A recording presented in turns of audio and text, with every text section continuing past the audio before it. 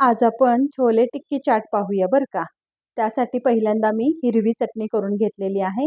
1 bowl कोथिंबीर, अर्धा bowl पुदिना, चवीप्रमाणे मिरच्या, आले, आमचूर पावडर, काळे मीठ, सफेद मीठ, थोडीशी चवीप्रमाणे साखर, बर्फ आणि थोडेसे पाणी घालून चटणी छान बारीक वाटून घ्यायची आहे. बर्फ घातल्यामुळे चटणीचा कलर अगदी छान हिरवागार राहतो बरं का. ही चटणीसुद्धा बर्फामध्ये आपण 1 महिना स्टोअर करू शकतो. आता आपण आमचूर पावडरची चटणी कशी करायची ते बघूया. त्यासाठी 1.5 कप मोठी साखर, अर्धा कप आमचूर पावडर, 2 चमचे रंगाचे लाल तिखट, चवीप्रमाणे काळं आणि सफेद मीठ घालून पावडर करून घ्यायची आहे. ही पावडरसुद्धा फ्रीजशिवाय एअरटाईट कंटेनरमध्ये चक्क 3 महिने आरामात टिकते.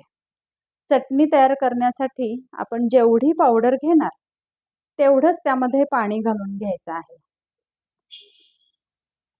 आधी आपण ह्याच्या सर्व गुठळ्या काढून घेणार आहोत आणि मग गॅस चालू करून चटणी शिजवून घ्यायची आहे. उकळी आली की गॅस बंद करायचा. समोस्याबरोबर चटणी मिळते की नाही बाहेर, ती ही चटणी. उरलेली पावडर अशी एअरटाईट डब्यामध्ये ठेवून आपण स्टोअर करू शकतो. आता टिक्की करूया. बटाटे उकडून, सोलून, हाताने कुस्करून घ्यायचे. त्यामध्ये चवीप्रमाणे मीठ घालायचे आणि मी इथं कच्चे पोहे मिक्सरला बारीक करून घातलेले आहेत. तुम्ही कॉर्नफ्लॉवरसुद्धा घालू शकता. पोहे बारीक करून घातल्याने बटाट्यातलं मॉइश्चर सगळं पोहे ओढून घेतं आणि टिक्की अशा आपल्या छान कडक तयार होतात. आता ह्या टिक्की मी इथं तुपावरती शॅलो फ्राय केलेल्या आहेत.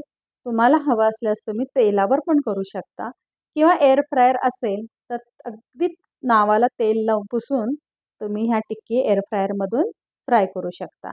आता छोले करण्यासाठी तेल गरम करून जिरे घातलेले आहेत, हिरवी मिरची कुटून घातलेली आहे, मस्त लच्छेदार आलं घातलेलं आहे.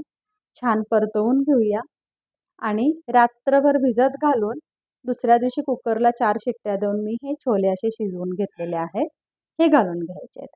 आता यामध्ये लाल तिखट, जिरा पावडर, धने पावडर, थोडासा गरम मसाला आणि आठवणीने बडीशेप पावडर घालायची आहे.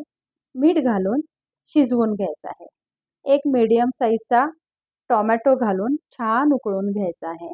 आपल्याला हवे असल्यास असं पावभाजीच्या मॅशरने छोले थोडेसे दुखवून घ्यायचे आहेत. आता डिश सर्व करताना बघा, डिशमध्ये टिक्की घालायची आहे, त्यावरून छोले घालायचे आहेत आणि हिरवी चटणी, चवीप्रमाणे लाल चटणी आणि कोथिंबीर आणि कांदा. बस आपला दिल्ली चाट मस्त तयार झालेला आहे. आवडत असेल तर त्यावरती तुम्ही शेव घातली तरीही चालते, पण दिल्ली चाट मात्र हे असंच तयार सर्व करतात. आजची रेसिपी आपल्याला आवडली असली तर शेअर करा, लाईक करा आणि सबस्क्राईब करा. नवीन नवीन रेसिपीसाठी फॉलो करा.